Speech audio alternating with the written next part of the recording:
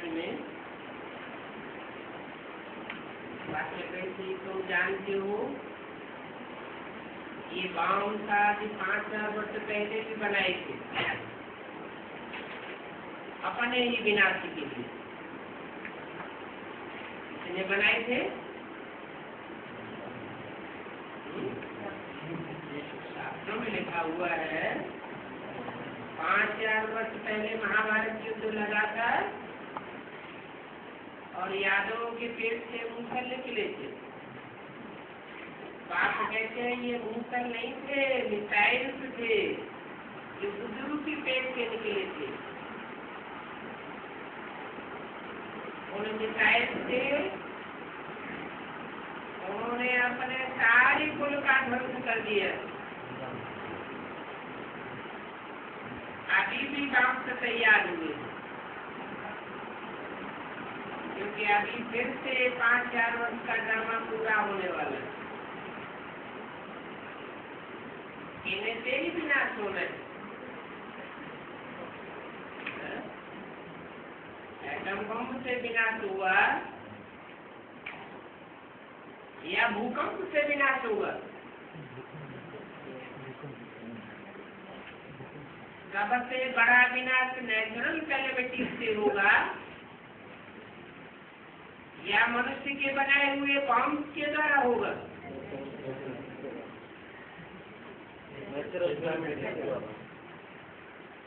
मनुष्य के बनाए हुए बॉम्ब पृथ्वी के वातावरण को तोड़ देंगे, वाइब्रेशन को तोड़ देंगे, पृथ्वी डोल जाएगी, फिर बड़े बड़े भूकंप आएंगे। भूकंप आने से जो भी बड़ी बड़ी बिल्डिंग्स हैं जिनमें दुनिया की बड़ी से बड़ी आबादी नहीं पड़ी है वो सारा दब के आ जाते हैं।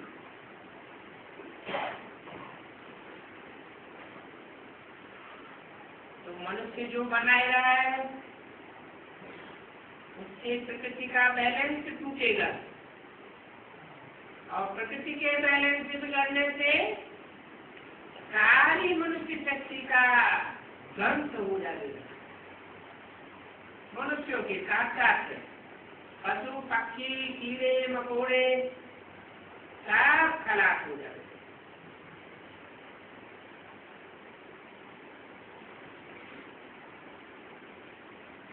कहेंगे ये तो बड़ी अथॉरिटी है तो नाम वाला करेंगे ना।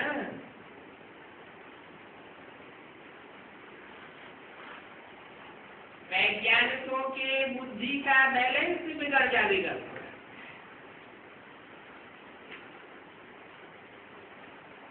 ज्ञान की अथॉरिटी को ही बड़ी मानेंगे।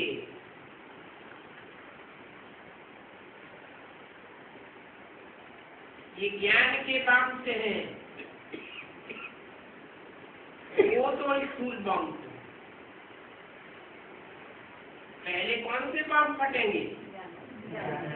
पहले सूक्ष्म ज्ञान के बम फटते हैं और स्कूल बाहर की दुनिया में फटेंगे या पहले ब्राह्मणों की दुनिया में फटेंगे। योग बल क्या चीज है जिससे तुम विश्व पर जीत पाते हो?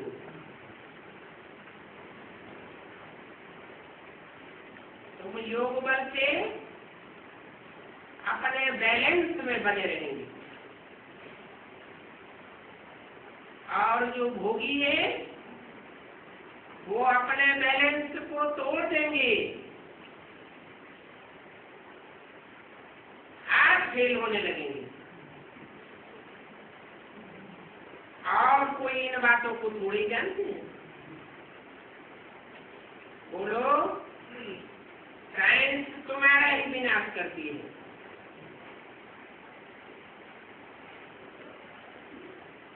और साइलेंस हमारा उद्धार करती है।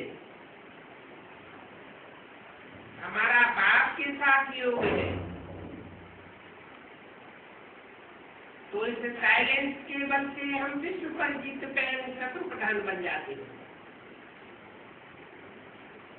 काफी पतित पावन ये क्यों लगाया? पाप ही, ये ही शब्द क्यों लगाया? पाप के सिवाय कोई मनुष्य मात्र पतितों को पावन बनाने वाला नहीं है। पावन दुनिया जरूर स्थापन करके ही छोड़ेंगे। और जो भी धर्म पिताएं आते हैं सिर्फ धर्म स्थापन करके जाते हैं, दुनिया तो और ही पतित बनती जाती है। और पाप कहते हैं कि मैं आया हूं सारी दुनिया को पतित से पावन बनाने के लिए।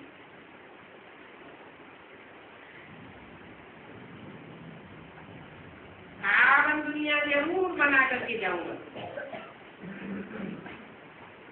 रामानुसार मूड है।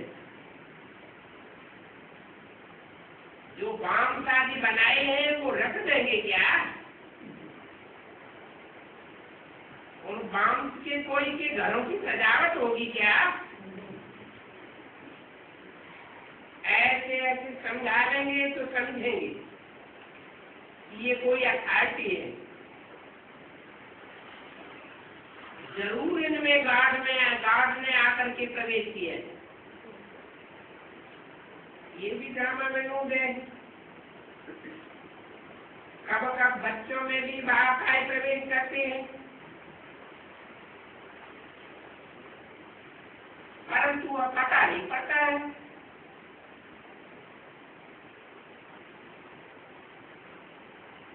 तो ऐसी ऐसी बातें बताते रहेंगे तो वो खुश होंगे। आत्मा में कैसे पाए थे, ये भी अनादि बना बनाया ड्रामा।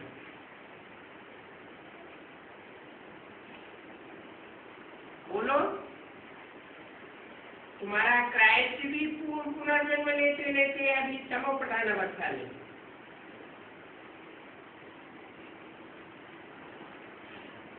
ऐसे नहीं हिंदुओं के पुनर्जन्म होते हैं।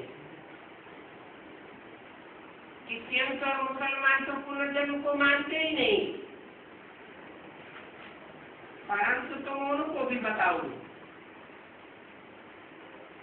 या और क्रिश्चियन की तो बात ही छोड़ो, क्राइस्ट भी पुनर्जन्म लेते लेते नीचे गिरा। फिर अपने समय पर क्राइस्ट बनकर के आए तुम्हारा धर्म स्थापन करेगा। ऐसी अथॉरिटी से बोलेंगे तो वह समझेंगे।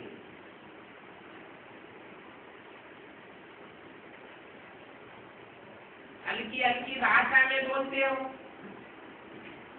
हल्के हल्के वाइब्रेशन से बोलते हो, दृढ़ता पूर्वक नहीं बोलते हो तो असर नहीं पड़ता है। बाप सब बच्चों को बैठ समझाते हैं। इस पढ़ाई में बच्चों को लग जाना चाहिए।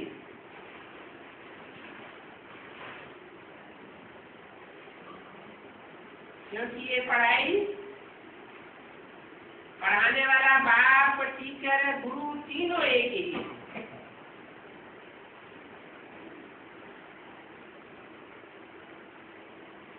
वो कैसे नॉलेज देते हैं वो तुम समझते हो। सबको पवित्र बनाए ले जाते हैं। किसी जनाइटी थी जो पवित्र थी, नई दुनिया में सब गॉड गॉडेस थे। तो बात करने का बड़ा होशियार चाहिए, बोलने की स्पीड भी बड़ी अच्छी हो। बोलो, बाकी सब आत्मा होम में रहती है।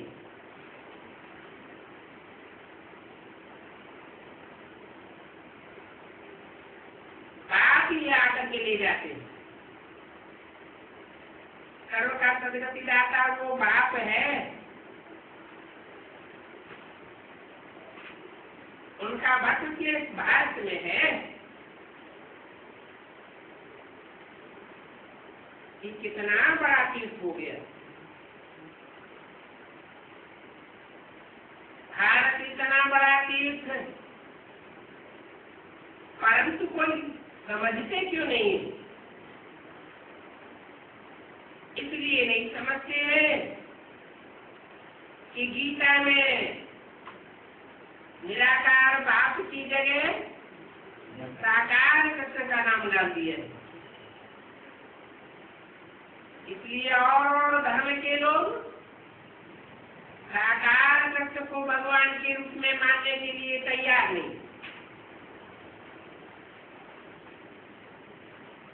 क्योंकि उनके तो धर्म पिताएं जो भी आए वो सब निराकारी स्टेज वाले आए। और कृष्ण को तो निराकारी स्टेज में नहीं दिखाया जाता। कृष्ण तो 16 कला संपूर्ण देवता है, वो तो साकार है। देवता को बनाने वाला भगवान चाहिए। तो गीता में नाम बदलने से बिल्कुल नीचे उतर गए।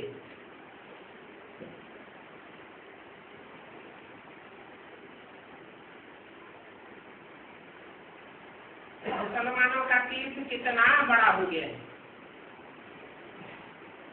दुनिया की कितनी बड़ी जनरेशन काबा में जाकर के इकट्ठी होती है, कितना बड़ा संगठन इकट्ठा हो जाता है।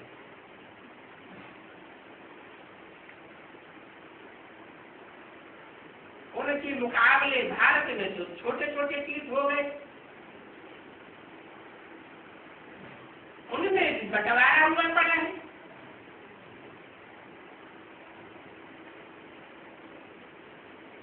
अलग अलग तीर्थों के अलग अलग शंकराचार्य, तो मान्यता कम हो जाती है।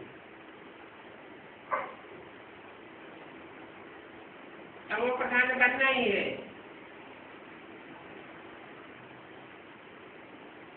परंतु पुनर्जन्म तो सबको लेना है।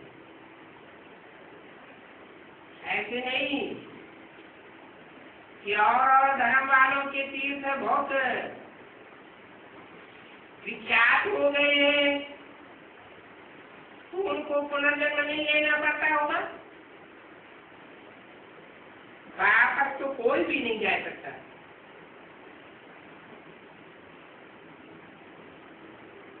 एडम ही 84 जन्म लेते हैं तो जरूर क्राइस्ट भी पुनर्जन्म लेते लेते जाकर वह बनेंगे। क्रिश्चियन भी मानते हैं, मुसलमान भी मानते हैं कि क्राइस्ट से पहले, इब्राहिम मोहम्मद से पहले एडम था, आदम था।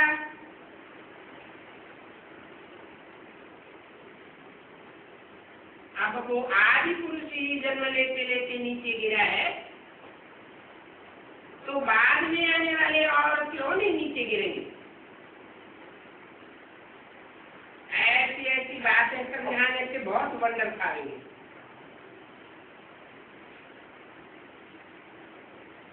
बाबा तो कहते हैं जोड़ी ही बहुत अच्छा समझा सकती है। भारत में पहले प्योरी सीख गई, पवित्र प्रवृत्ति मार्ग था। और कैसे ये पवित्रता की दुनिया स्थापन होती है, ये भी तुम बता सकते हो। देवताएं कैसे पूजित से पुजारी बन जाते हैं, इम्प्योर बनने से अपनी ही पूजा करने लग पड़ते हैं। राजाओं के घर में भी इन देवताओं के चित्र रहते हैं। राजाएं तो अपनों को बड़ा समझते हैं ना, तो भी देवताओं के मंदिर बनाए उनकी पूजा करते हो। जो पवित्र डबल से ताज थे उनको बिगर ताज वाले राजा जो अपवित्र हो जाते हैं वो पूजते हैं। तो देखो पवित्रता का कितना मान होता है। वो हो गए पुजारी राजा। उन पुजारी राजाओं को तो गॉड गॉड नहीं कहेंगे। हर प्रजा उनका बहुत मान करती है।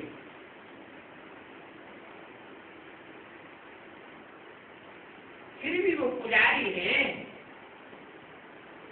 जो इन देवताओं की पूजा करते हैं। आपे ही पूज्य आपे ही पुजारी। वो पुजारी फिर पतित बन जाते हैं। पतित बनने से शैतानी राजी शुरू हो जाता। कहाँ शैतान और कहाँ भगवान। भगवान आके तो देवता बनाते हैं। देवताई राज्य स्थापन होता है। भगवान भगवती का राज्य स्थापन होता है। और शैतान आते हैं तो शैतानी राज्य शुरू हो जाता है। ऐसे ऐसे बैठ समझाओ तो कितना मजा करके दिखाओ।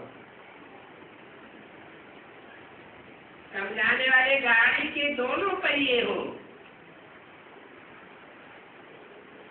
दोनों समझाने वाले बंदर करके दिखा दो।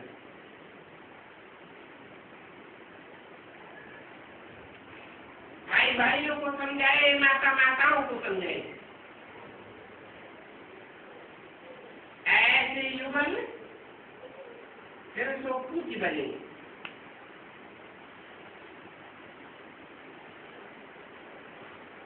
अथॉरिटी से बोलेंगे। हम प्योरिटी, पीस, प्रॉस्पेरिटी का बरसा ले रहे हैं।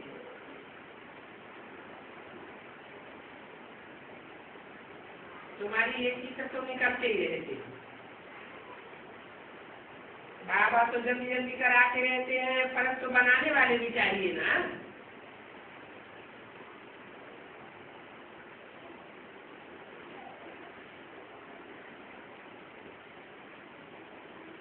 बाबा के चित्र बनाने में देरी नहीं है। तो देरी किसकी बताई है? चित्र बनाने वाले चाहिए। कौन से चित्र? जड़ चित्र बनाने वाले जल्दी मिल गए क्या? वो भी जल्दी नहीं मिलते। तो चैतन्य चित्र बनाने वाले भी जल्दी नहीं निकलते। वो बनाने वाले चित्र निकलेंगे, चित्रकार तो बहुत अच्छे चित्र तैयार हो जाएंगे। हर बात में टाइम तो लगता ही है। ह्यूमन का तो कुछ होना नहीं है। ये ईश्वरीय परिवार है। बाप के बच्चे हैं, पोते हैं, पोतियां हैं, बस और कोई संबंध नहीं।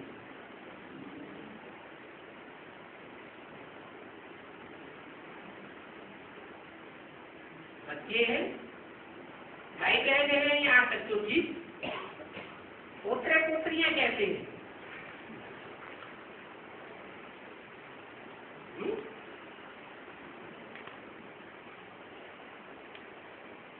अरे ये ब्रह्मा कुमार कुमारी, ये जो ब्राह्मण शक्ति रची गई, ये कब से रची गई?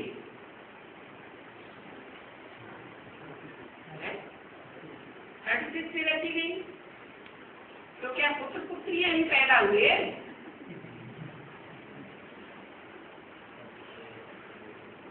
पोतरे पोतरियां नहीं बने होंगे क्या?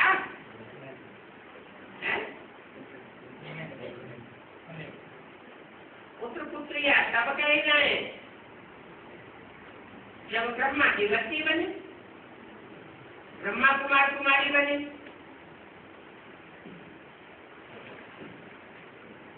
बुद्धि में बैठा कि हम ब्रह्मा के बच्चे हैं। ब्रह्मा का रचयिता भी कोई होगा। ब्रह्मा का रचयिता कौन? प्रजापिता ब्रह्मा। तो ये तो बच्चे बच्चियां हो गए। बेसिक नारी भी कही गई। फिर बाद में कौन निकले? एडवांस निकले।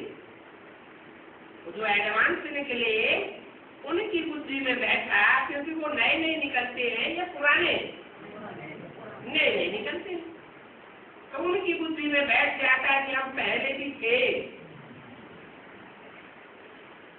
अभी हम फिर दोबारा जन्म लेकर के आए। तो जो आज में थे वो हमारे दादे हुए। कौन हुए? दादे। और दादा लेकर आके ब्रह्मा हमारा क्या हो गया? बाप हो गया। बाप के साथ में हो गया ऐसी धारी हुए। अभी तो हमारी समझ में आ गया कि हमारा बाप, हमारा टीचर और हमारा गुरु अभी एक ही है। तो हम पुत्र पुत्रियां भी हैं, पोत्रे पोत्रियां भी हैं। जो यज्ञ के आज में व्यक्तित्व हुआ वो हमारा कौन हुआ? दादे। बच्चों को बाप से वर्षा मिले न मिले, लेकिन दादे का वर्षा जरूर मिलता है। तो जो अपन को ब्रह्मा कुमार कुमारी कहलाते हैं वो क्या हुए? पुत्र और पुत्रियां हुए। उनको वर्षा मिले न मिले, लेकिन जिनकी बुद्धि में बैठा है कि हम दादे के बच्चे हैं, यज्ञ के आज में भी थे और अभी हम फिर जन्म लेकर के आए, तो उनको वर्षा जरूर मिलेगा। और इसी जन्म में मिलेगा कि अगले जन्म में? इसी जन्म में। तो तुम्हारे यही संबंध है, ब्राह्मण होना, बच्चे बच्चियां, पोत्रे पोत्रियां, और कोई संबंध नहीं। नई सृष्टि इनकी कही जाती है। फिर देवी देवताएं तो थोड़े होंगे। क्या कहा? चले अभी ब्राह्मण बन रहे हैं, ब्राह्मण ब्राह्मणियां बन रहे हैं, पोत्रे पोत्रियां बन रहे हैं, इतने ही देवी देवताएं होंगे या कम होंगे? अभी तो लाखों की तादाद में ब्राह्मण बन रहे हैं।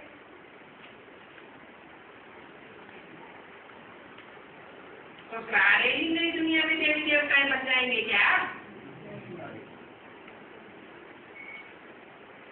ब्राह्मण भी तो 9 कुड़ियों के होते हैं। जब ब्राह्मण 9 कुड़ी के हैं, नंबरवार पुरुषार्थ अनुसार, तो देवताएं भी जरूर नंबरवार होते हैं। कोई 16 कला संपूर्ण, कोई कम कला वाली। पक्का देवता उनको कहा जाता है जो बाप से डायरेक्ट वर्षा लेते हैं। तो देवी देवताएं डायरेक्ट वर्षा लेने वाले तो थोड़े होंगे ना, फिर धीरे धीरे वृद्धि होती है। ये नारी कितनी समझने की है। ये बाबा भी धन्य आदमी था, जैसे नवाब था, कोई बात की परवाह नहीं थी। ऐसी कोई की ताकत नहीं जो जवाहर का व्यापार करके दिखा दे। जब देखा कि बाप हमको यह पढ़ाते हैं और विनाश का साक्षात्कार हुआ, विनाश सामने खड़ा है, तो खत से छोड़ दिया। ये जरूर समझा।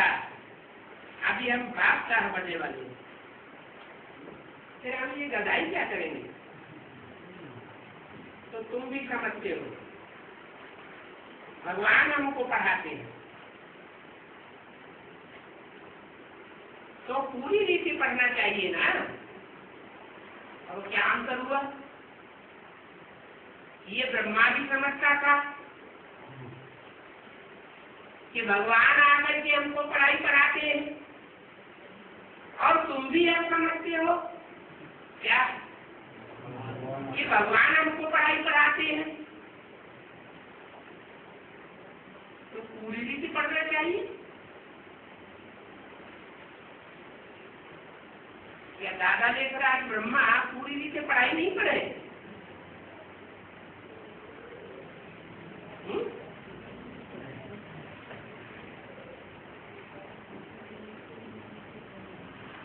उन्होंने अधूरी पढ़ाई पढ़ी क्या?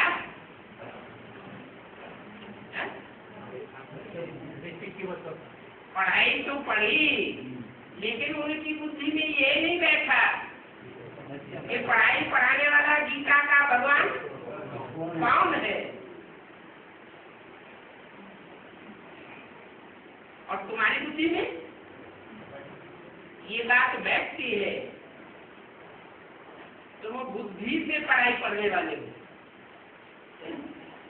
उन्होंने तो साक्षात्कार किया, साक्षात्कार के आधार पर निश्चय किया। भक्ति मार्ग में भी साक्षात्कार होते रहते, सब समय साक्षात्कार की लीला चलती है। उसकी बुद्धि में कोई अकल निश्चय नहीं बैठ जाता।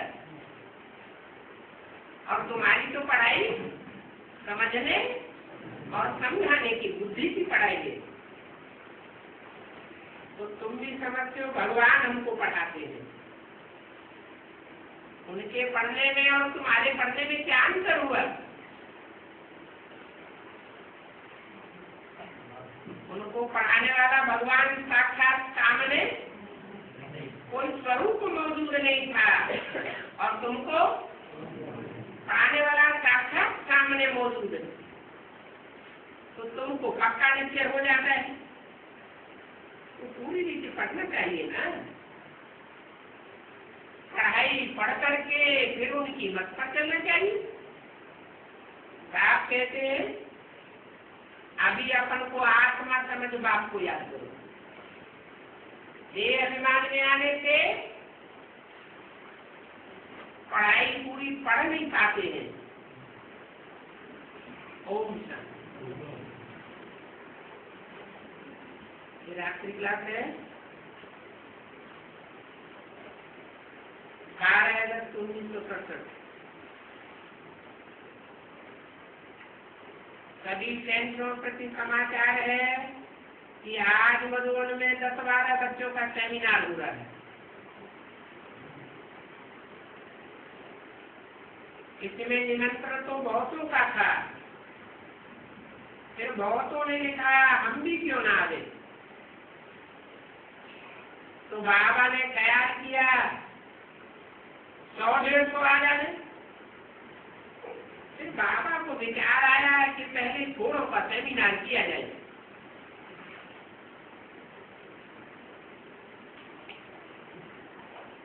तो बाबा का संकल्प चला, तो कितने आए? 12 बच्चे आए। फिर कुछ रिजल्ट निकली। फिर अक्टूबर में बड़ा सेमिनार करेंगे।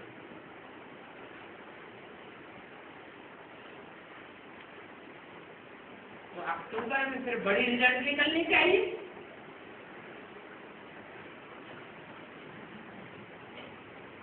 तो बड़ी रिजल्ट निकली क्या? निकली तो नहीं। आज सवेरे 9 बच्चे बाप दादा के सेमिनार का उद्घाटन किया। 10-12 आए, फिर उद्घाटन कितने ने किया? 9 बच्चों ने उद्घाटन किया और समझाया भी। क्या समझाया? सेमिनार में क्या समझाया? मूल बात है गीता पर।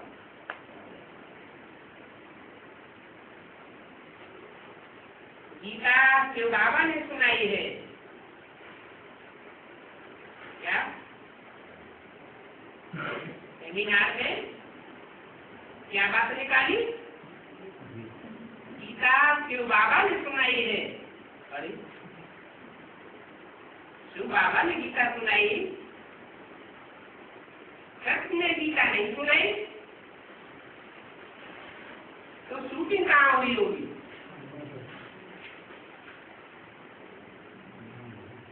संगम युग में ही ये साबित होता है कि कृष्ण की आत्मा गीता ज्ञान सुनाने वाली नहीं है।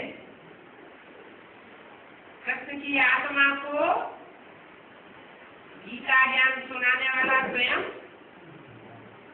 शिव बाबा है।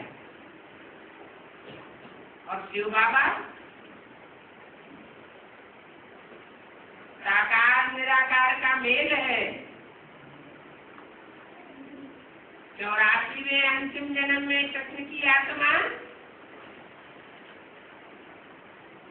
साकार होती है या नहीं होती?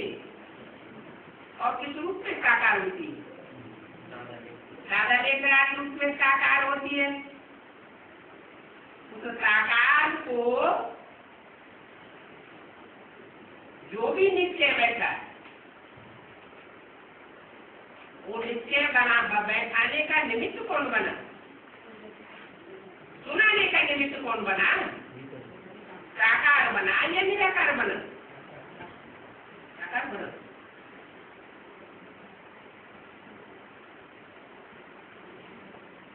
तो सदा शिव कहा जाता है, शिव ज्योति बिंदु को कहा जाता है। शिव नाम साकार का है या निराकार का है? तो निराकार जब प्रवेश करेगा तो स्वरूप कैसा होगा? विद्रूप होगा।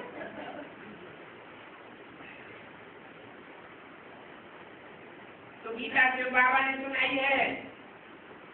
दूसरी बात, ताकि तो पावन ज्ञान का सागर है।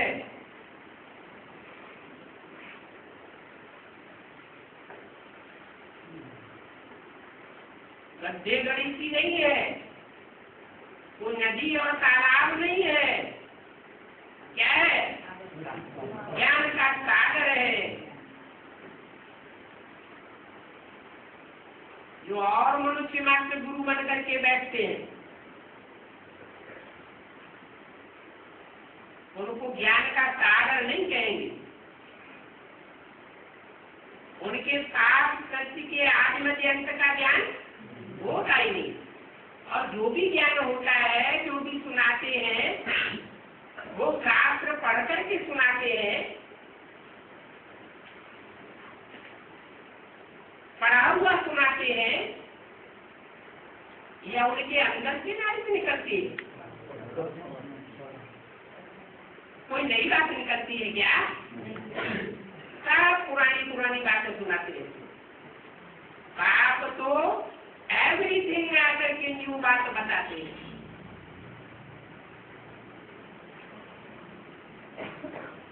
तो पावन ज्ञान का सागर है, चित्र भी ऐसा बनाना चाहिए।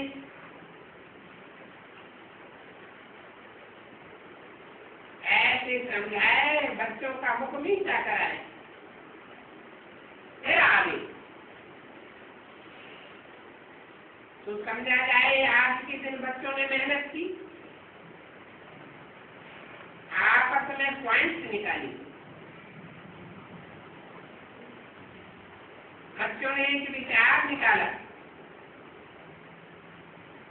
प्रदर्शनी का जो नाम रखा जाता है वो बदली किया जाए।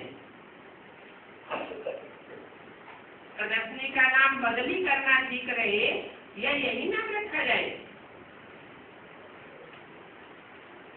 विश्व नवनिर्माण प्रदर्शनी अर्थात नई दुनिया कैसे स्थापन हो रही है, यह नाम रखा जाए। तो यही नाम प्राप्त किया।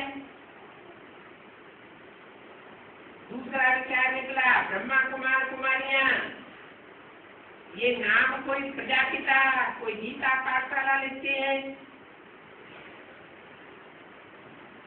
नाम तो एक ही होना चाहिए। ब्रह्मा कुमारियां लिखते हैं, कोई प्रजापिता ब्रह्मा कुमार कुमारी नाम लिखते हैं, कोई गीता पाठशाला नाम लिखते हैं, परंतु लिखना चाहिए ईश्वरीय विश्वविद्यालय।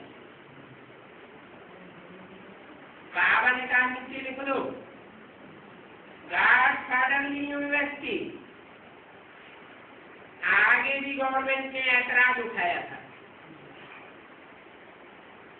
कि आप यूनिवर्सिटी नहीं लिख सकते, तो फिर लिखो ईश्वरीय विश्वविद्यालय। यूनिवर्सिटी नहीं लिख सकते तो लिखो गॉडफादर यूनिवर्सिटी। आपको तो एक ही है। फिर कहेंगे हिंदी में लिख देते हो, अंग्रेजी में क्यों नहीं? सत्य गीता पाठशाला लिखते हैं तो ब्रह्मा कुमारी नाम तो लिखते ही, हर्जा नहीं। जितने प्रतिदिन नए नए नाम निकालते रहते हैं,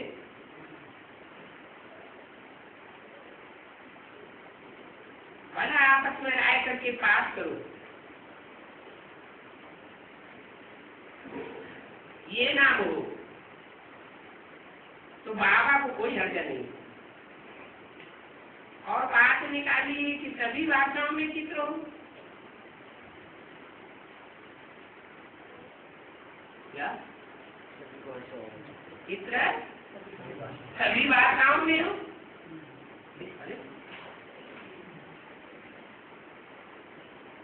सभी भाषाओं में चित्र हो, ये कैसे? दुनिया में भाषाएं तो ढेर सारी है,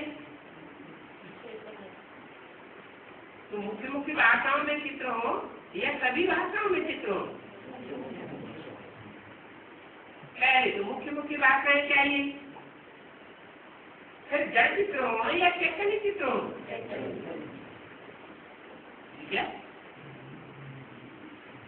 चैतन्य चित्र सभी भाषाओं में कैसे?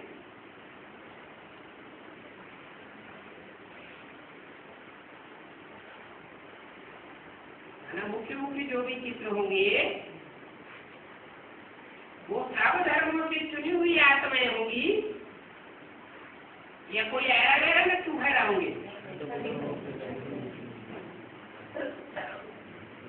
तो हर धर्म विशेष से चुनी हुई आत्माएं होंगी तो उनकी भाषा भी अलग अलग प्रकार की होगी। कैसे है ना, हर इनकी तो भाषा ही बदल गई।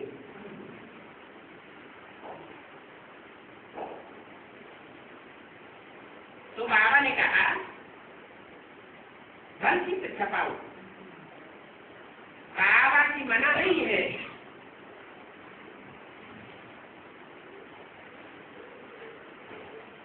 फिर बोलो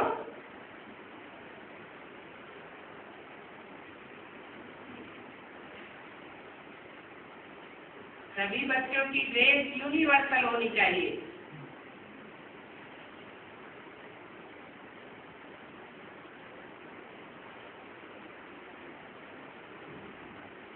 हमने कहा ये तो जैसे कौरवों को कॉपी करना हो गया। इसने कहा मुझे बात निकाली कि सबकी ड्रेस एक ही होनी चाहिए। तो बाबा ने कहा, ये हमने कहा किसने कहा?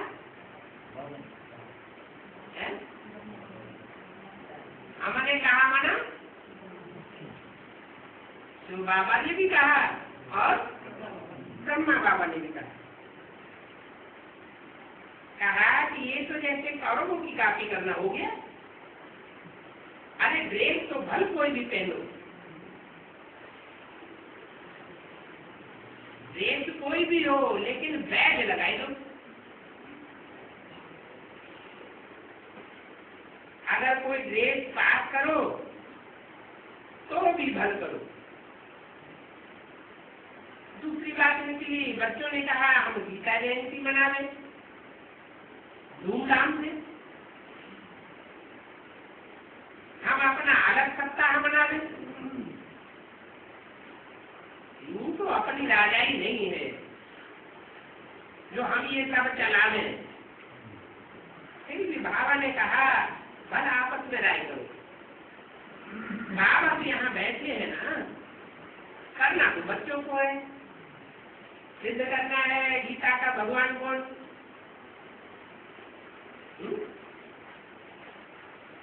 बाबा यहाँ बैठे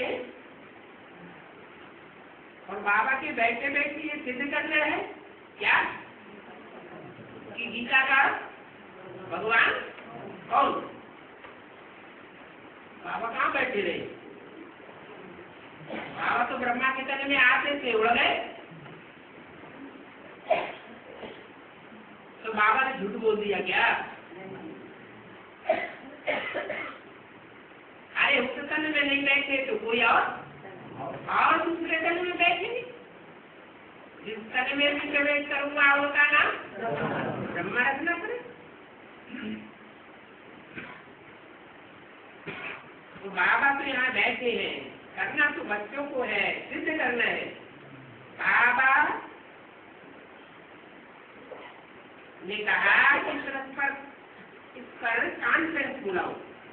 इस बात पर गीता का भगवान कौन। जो भी गीता वाले बड़े बड़े हैं बहुत गीताएं बनाते हैं, बहुत गीताएं बनाते हैं। कोई तिलक गीता छपवाता है, कोई गांधी गीता छपवाता है, कोई टैगोर गीता छपवाता है, कोई शंकराचार्य की गीता छपाता है। तो अनेक प्रकार की गीताएं हैं।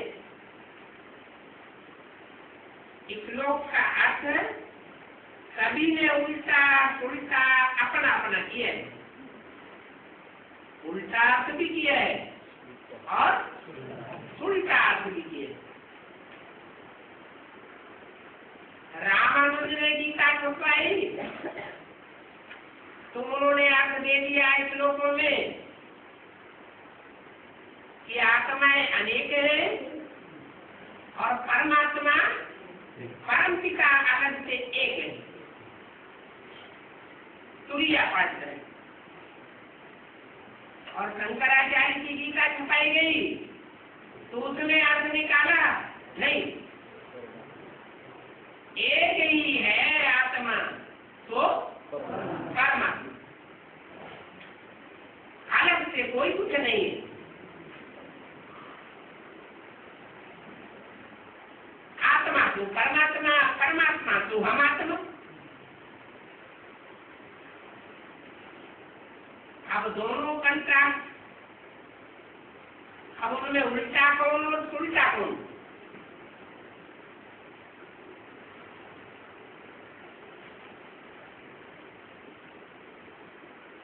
गीता में तो लिखा हुआ है कि मैं परशुराम का रहने वाला हूं। शंकराचार्य की गीता ने साबित कर दिया वो सर्वव्यापी। तो दोनों बातें हो जाती। तो पहले सिद्ध यही करना है कि गीता कृष्ण और उनको ब्रह्मा ने नहीं शिव बाबा ने सुनाई है। उनके चित्र बनाओ, जिनके कृष्ण पर दादा देखराज ब्रह्मा का चित्र बनाओ और शिव बाबा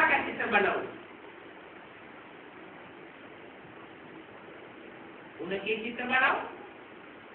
एक का चित्र बनाने के लिए बोला या दोनों के चित्र बनाने के लिए बोला? दोनों का कंट्रास्ट दिखाओ कि दोनों में से गीता का भगवान कौन है, कौन सा चित्र बता देंगे? उन तथाकथित ब्राह्मणों ने तो एक तरफ चित्र बनाई दिया शिवलिंग और दूसरी तरफ चित्र बनाई दिया कृष्ण। तो शिवलिंग कैसे गीता का ज्ञान सुनाई? ये कोई यथार्थ चित्र हुआ? चित्र तो उसे कहेंगे जिसका कोई चरित्र हुआ, कोई जीवन कहानी हुई हो। शिवलिंग रख दिया तो जीवन कहानी क्या होगी? कैसे बोलेगा, कैसे हलचल में आएगा, कैसे कर्म करेगा? तो बाप बताते हैं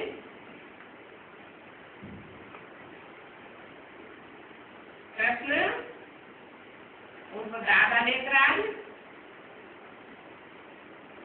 और गीता का जो असली भगवान है शिव बाबा, उनके चित्र बनाओ। दोनों के चित्र और दोनों के ऑक्यूपेशन देखो। शिवलिंग का क्या ऑक्यूपेशन होगा, कैसे होगा? अगर शिव ज्योति बिंदु ब्रह्मा के तन में ही प्रवेश करता है तो दादा लेकर आज ब्रह्मा और कृष्ण और शिव का अलग अलग ऑक्यूपेशन कैसे साबित करेंगे? एक ही ऑक्यूपेशन हो जाएगा या अलग अलग हो जाएगा? एक ही हो जाए। तो दोनों के चित्र बनाओ और दोनों की ऑक्यूपेशन। फिर शिव बाबा कहते हैं जज करो, इनमें राइट कौन है, क्या राइट है और क्या रंग है? पतित पावन पानी की गंगाएं या मैं ज्ञान सागर? पानी की गंगा किसे कहा जाता है और सागर किसे कहा जाता है? सागर के लिए तो दिखाया है शास्त्रों में कि सागर मंथन हुआ, मंथन से रतन निकले, अमृत निकला। पानी की गंगा को मथेंगे तो अमृत निकलेगा क्या? यही अंतर है। पानी की गंगा पानी का पानी ही रह जाएगा और सागर का मंथन करेंगे तो नई नई बातें निकलेंगी। इसलिए मुरली में भी बोल दिया, इशारा दे दिया। क्या इशारा दे दिया? कि अभी गीता ज्ञान अमृत नहीं कहेंगे। कब? जब ब्रह्मा बाबा मौजूद थे, उनके द्वारा मुरली चलाई जा रही थी, तब गीता ज्ञान अमृत नहीं कहा जा सकता। क्यों नहीं कहा जा सकता? क्योंकि जो कुछ भी ब्रह्मा के द्वारा बोला गया उसका मनन चिंतन मंथन नहीं हुआ, कोई नई बात नहीं निकली। जब उस ज्ञान सागर का मनन चिंतन मंथन होता है, असुर और देवताएं दोनों मिलकर के मंथन करते हैं, तो नई नई बातें, नए नए रतन निकलते हैं जिनका शास्त्रों में गायन है। सागर मंथन हुआ और उस मंथन में से नए नए रतन निकले जो देवताओं में बांटे गए।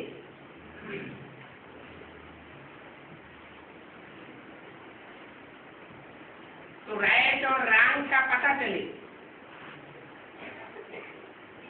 अतित पावन पानी की गंगा है या मेरी अंतर्गत पानी की गंगाओं से दुर्गति होती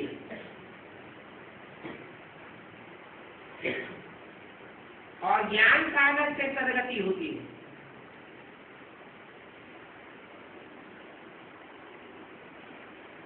पहले तो बुद्धि में बैठे बेसिक नानी क्या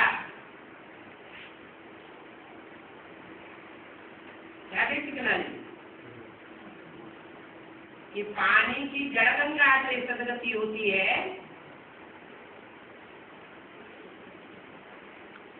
या ज्ञान सागर से सदगति होती है। पानी की जड़ गंगा सदगति करने वाली है या ज्ञान सागर चैतन्य सदगति करने वाला है। जड़ गंगाओं का तो भक्ति मार्ग में मिसाल देते हैं। किसकी बात? चैतन्य गंगाओं की बात है, चैतन्य नदियों की बात है। वो चैतन्य नदियां ज्ञान सागर नहीं कही जा सकती। कोई नई बात वो नहीं निकाल सकती। जो भी सुना सुनाया ज्ञान है उसको रिपीट करेंगे, लेकिन नई बात कोई नहीं बता देगी। और भगवान बाप आकर नई नई बात बताते। तो बाप से सदगति होती है और गंगाओं से दुर्गति होती है, चाहे वो चैतन्य हो चाहे वो जड़ हो। ऐसी ऐसी बातें समझा रहे तो मनुष्य अच्छी रीति समझे। मुख्य बातें लिखो।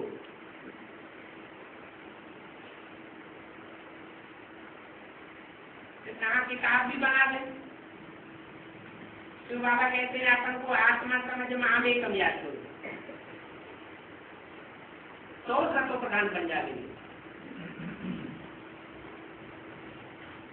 न कृष्ण को याद करो और न पानी की गंगाओं को याद करो। क्या करो? अपन को आत्मा समझ मां में कम याद करो तो प्रधान बनेंगे। कोई भी पानी की गंगा को नदी को याद करते रहेंगे या कृष्ण आदि ब्रह्मा आदि गुरु को याद करते रहेंगे, क्राइस्ट इब्राहिम बुद्ध को याद करते रहेंगे तो क्या होगा? दुर्गति होगी। पहले छोटा किताब बनाए।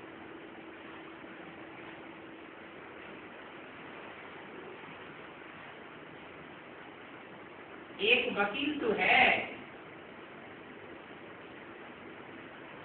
योग युक्त दिए याद की यात्रा पर है।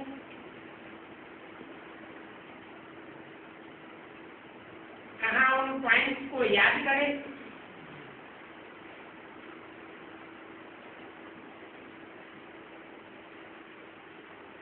क्लाइंट के सामने कहाँ इन बातों को उठावे।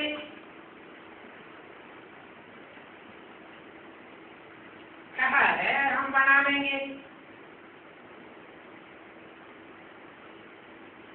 मतलब तो बच्चों ने सारा दिन बहुत बातें निकाली। फिर बाबा को बुलाया, बाबा ने सब सुना और बताया। बाबा ने जोर रखा हमको ये साधारण बातें नहीं चाहिए, हमको तो बम चाहिए। सेकंड में जीवन मुक्ति का बम है। सेकंड में जीवन मुक्ति गाई हुई है। एक सेकंड में कौन ब्रह्मा से विष्णु बन जाता है?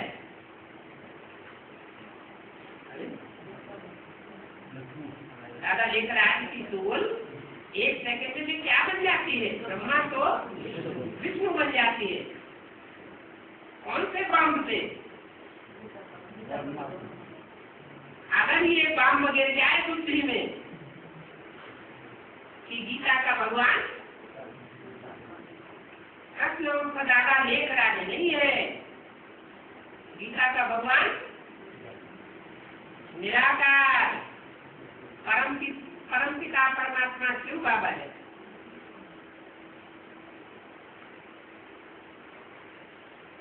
तो 1 सेकंड में जीवन मुक्ति हो जाए, ये गीता की भगवान की मुख्य पॉइंट है। और पतित पावन ज्ञान का सागर है। और वो भक्ति मार्ग वाले तो समझते हैं कि सारी पृथ्वी के नीचे गंगा ही गंगा है।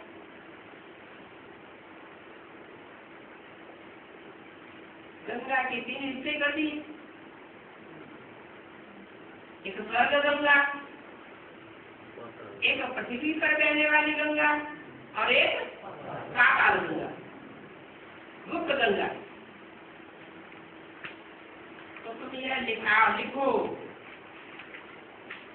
ये 3 गंगाएं पतित पावनी नहीं हो सकती। पतित पावन एक ही है। ये मुख्य 3 पॉइंट डाल करके किताब बनाओ और हर चित्र में भगवान वाक्य दो। और ये भी लिखो, भगवान कहते हैं मेरी कितनी ग्लानि की है, कष्ट मध्य में मेरे को ठोक दिया।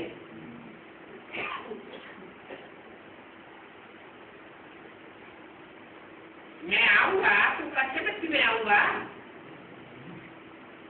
कष्ट मध्य जैसे जानवरों का उद्धार करूंगा, मनुष्यों का उद्धार करूंगा या कष्ट मध्य जानवरों का उद्धार करूंगा?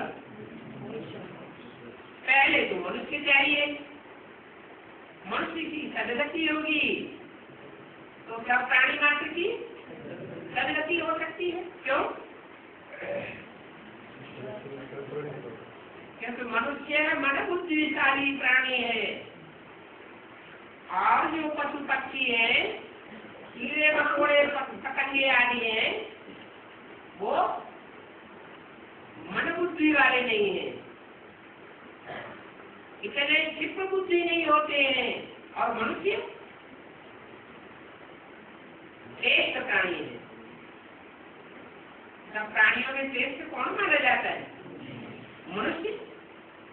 तो मैं मनुष्य करने नहीं आऊंगा ना। आजकल तो एक तरफ शिवो हम कहते हैं और दूसरी तरफ जो शंकराचार्य बैठ शिव की पूजा करते हैं, वो कोई नहीं कहता। अरे जब तुम अपन को ही शिवो हम कहते हो तो फिर मंदिर में जाकर के पूजा क्यों करते हो? ओम नमो नारायण क्यों कहते हो? नारायण देवता को क्यों नमन करते हो?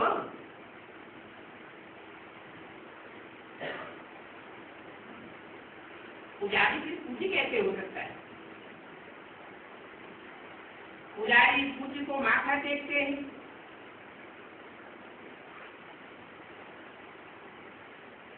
तो पुजारी को कैसे माथा टेकेंगे?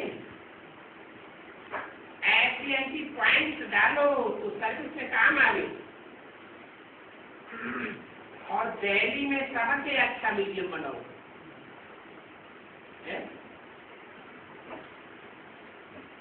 कितने सालों में बोले हुए हैं? 68 से लेकर के 67 से लेकर के 2007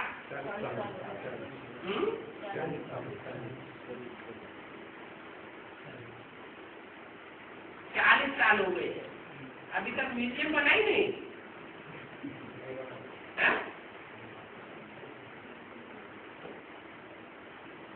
ये तो बना, लेकिन जड़ चित्र होगा बना। बनाने वाले भी जड़ बुद्धि और चित्र भी जड़ बुद्धि वाली, लेकिन चाहिए कौन से? एडवांस ज्ञान है तो चित्र भी एडवांस चाहिए। तो बोला दिल्ली में सबसे अच्छा म्यूजियम बनाओ, विश्व में शांति लाने का म्यूजियम, और कोई म्यूजियम नहीं। जो कर्तव्य है नाम डालना, उसमें हर्जा नहीं है। अच्छों को निमंत्रण दो कि विश्व में शांति करना है, ये तो बाप का ही काम है। वो विश्व पिता कहा जाता है। जो विश्व का पिता है वही विश्व में शांति कर सकता है। कोई के घर परिवार में अशांति हो जाए तो जो परिवार का मुखिया होगा वो चाहे तो परिवार को शांत कर सकता है।